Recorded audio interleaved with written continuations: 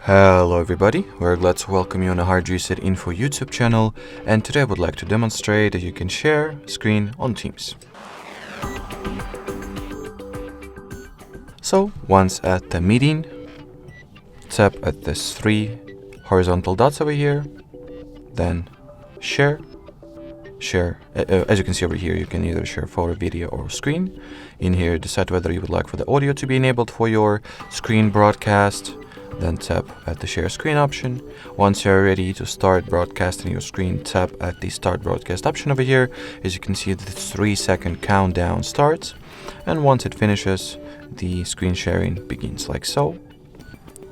Now just share whatever is that you wanted to, and once you're ready to finish, just tap over here, or if you are an Android user, just stop the screen broadcast and as you would do that normally while recording the screen or using the screen recorder outside of Microsft Teams app.